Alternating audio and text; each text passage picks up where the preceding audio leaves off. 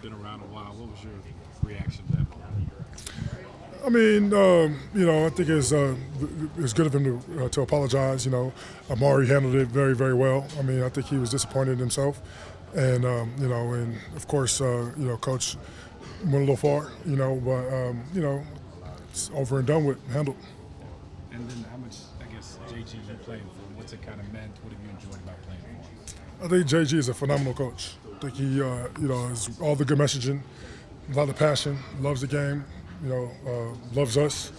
And, I think everybody here, he really wanted to be here, so he has a lot of passion and love and respect for us. And, it shows, and I think that's, something you want in a head coach. Somebody, believes in you, and wants to see you win. He called the locker room dope as you guys have responded from that loss. How would you kind of consider the vibe of this team coming off that loss going into another week? Yeah, I mean, I think it's just, I guess you could say hungry, is how I would describe it. I know what kind of guys we have here. There's a lot of guys that, in any setting, in any kind of battle, I'm at my foxhole, I can see one in my peripheral right now in Dalvin Thomason. He's, one of the, just most physical presence, just dominant guys that I know when it's all said and done, any moment, if we go into war, he had my back, I know I'm good, Same thing, Buddha, Mac, you go down a list of guys that I just know, that are elite and going to respond. And we just, you can see the energy is contagious. Guys are locked in, focusing on the small details. When you lose a game, 3 games in a row, a lot of it is just, okay, get back to the basics. Get back to the basics, little things done well, over and over again, keep sawing wood, no excuses, and just make the next play. And that's the messaging. When you have a game like that on Sunday, though, with just so many things kind of going wrong, how do you kind of get everybody positive again? And as a leader, what's kind of the messaging? Mental toughness, I mean, it's football, right? The hard part is we let them get into the game where now the ball can bounce their way. It's football, right? The ball sometimes going to bounce other team's way. You can't control that part of it. But we made mistakes that led for them to even have a chance, and that sucks. But you can't let a game like that beat you twice, and especially when you're on a 3-game skid. The biggest thing is just get one win. Stop the bleeding. Get one win. Just win the day. Win this next moment. Win until you get zeros on the clock and you get a W in the win column when it matters. Calais, now you guys head to Indy for a pretty tough Indianapolis Colts team. What do they look like right now to you guys in terms of that? Explosive, well coached, taking care of the ball. Balanced. Can do a little bit of everything. Running back. He's playing as the best running back in the league right now. I've had the chance to play with him, play against him a few times, and I've seen him, firsthand. He's explosive. He can do some damage. You got, probably the best overall O-line that we'll face. You got weapons at receiver. You got skilled guys that can run really crisp routes underneath and break. And you got the big play receivers that can push down the ball in the field. You got a quarterback who's putting it all together. It's you got one of the better tight ends in the game right now. He's a young buck, but he's playing really good. When you look at the tape, you're like, okay, I see why they're winning ball games. But at the same time, I feel like it's a great challenge for us. It's a great challenge for us to see what we're made of. I think that we believe this defense can be elite. We believe this defense can be the best in the league, and so it's a great chance for us to go out there and prove it. For me, it's frustrating. I just want to I want to be more consistent, especially with my play. I think, New Orleans last game, I've shown what I can do a little bit, and I know other games haven't been the same, and I kind of had a half game in Seattle, so I just want to, be more consistent, especially in my play. But hopefully I can just carry on. The past 6 quarters have been good for me, so obviously we need to get a win first and foremost, and kind of just go from there. I was about to say, how are you dealing with this? It's been a tough 3-game stretch. Obviously, these last second losses, the Titans game was obviously really rough down the stretch. How are you dealing with it? You got to move on. We have to play a good team in Indy, so can't dwell on the past too much. So you can only learn from it, and just get better. When you talk about being more consistent, what can you do to improve that? I just come to execution. I tell you guys all the time, it's execution. What did you feel better with this Tyler can't go. What's your trust in Jacoby to come in and play well? I have full trust in Jacoby. Me and Jacoby get some passes in, after practice, when Calais was, the starter. And I think just developing that kind of relationship after practice, he doesn't get much throws in practice a little bit, so he kind of wants to get his arm loose out there. So I've been throwing with him a little bit. So now I have full trust in Jacoby. I think the biggest thing, he's been such a good leader and mentor for me since he's got here. So I'm excited, to see if he gets the opportunity. Behind the scenes, he's helped you out a lot. Yes, definitely, 1,000%, definitely. JG said with the extra long week of practice before this last game, there were some special things you were focusing on more. What were those things? We're just going to keep that between, in the building between us. Obviously, I got to continue to work on those things. But yeah. What do you feel better with in this game and in the New Orleans game compared to maybe some of those week 2 to 4? I mean, it helps catching explosive. I think both games, that certainly helps, and then you kind of get in a rhythm from there. What about the type of catches when you go up and kind of, as they say, moss people?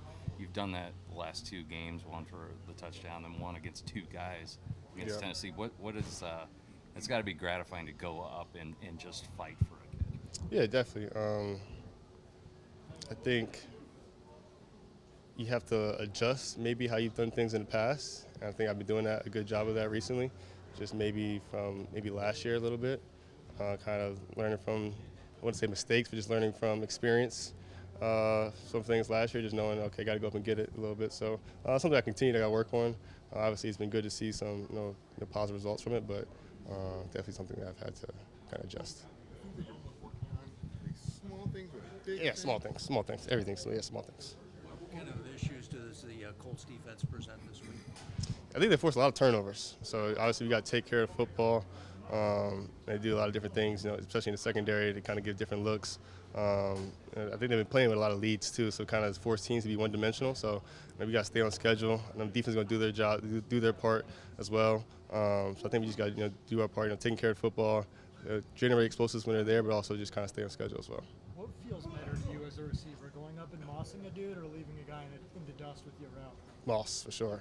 Yeah, for sure. Marvin, you had a couple back shoulder plays that have worked out well. What goes into those being successful plays for you guys? Again, kind of like the same thing of going up and catching the ball. I think just experienced them a little bit last year, just being on the same page with one. Kind of seeing the same things out there a little bit. So I'll just say that. Do you feel like you were across the goal line on that one? I didn't know where I was on the field, to be honest with you. I wish it was a touchdown, but I'm thankful for the catch as well. Marvin, have you ever noticed how your career stats so far are very similar to your dad's? Yeah. I don't know if it's necessarily a good thing or a bad thing, honestly, but I think just how the way the world has been working so far.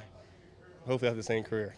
Good thing to have those kind of numbers early in your career, right? It's perspective. It all depends on how you look at it. What has to happen for this offense just to start clicking for 4 quarters? I think it's time that we just continue to do what we've been doing out the gate with that spark that we have with our offense, but I think we just have to continue to make that thing last. Not put ourselves in a position to be able to fight back in the end, stay in the game, but just keep that spark and maintain it. You guys have hung your hat on the run for the last couple of years that you've been here. What's going on this year with that part? Yeah, again, we're just trying to take this one day at a time. I'm not trying to spend any time to look back to dwell on the things that aren't going to be able to allow us to improve this upcoming week.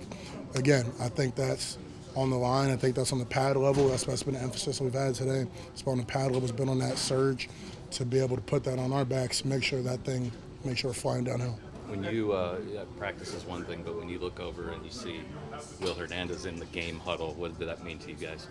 Yeah, I think it's awesome that Will was able to step up, after the injury he had and how fast he was able to rehab himself to be back in game shape.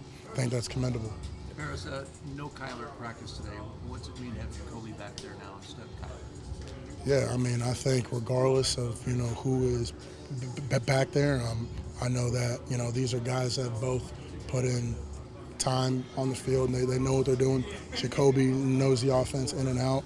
I think regardless of what the end result's going to be when it comes to Sunday, I know that both guys take care of the business, and I know the guys up front will fight just as hard, How much does it help when a guy like Jacoby has as much experience as he does, though, around the league if he's thrust into it? Yeah, I mean, I think a guy like that that's been in the league as long as he has, and he knows the ins and outs of the system, I think will be awesome to have a guy like that back there that knows what he's doing.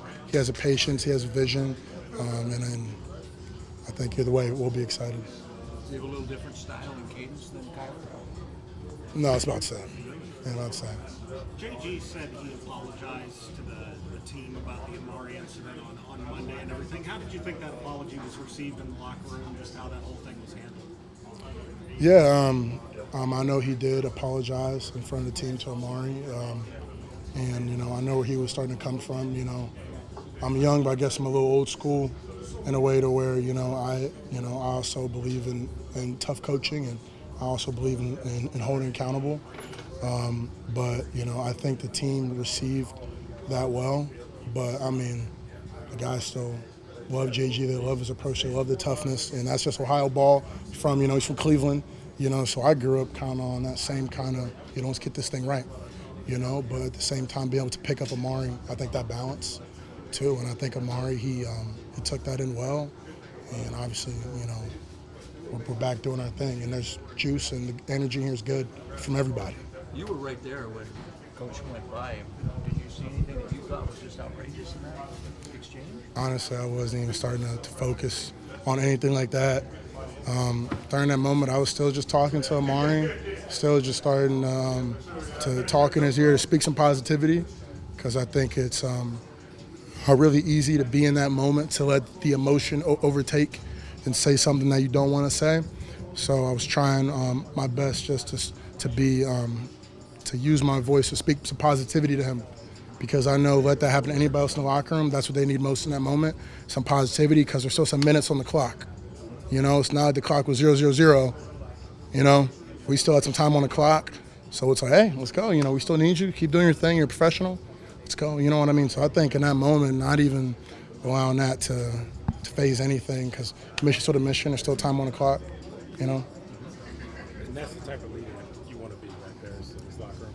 Yeah, exactly. I feel like I've learned from the guys on this team that I think just knowing the best way to talk to different people. Like, for example, not trying to put any names on it, for example. This hasn't happened, but like if I'm talking to Evan Brown, that's my guy, and I know Evan a little bit different than the approach to Amari. So when it comes to Evan, something similar, I know I can get in Evan's grill, and Evan can get in my grill, because that's just our communication style.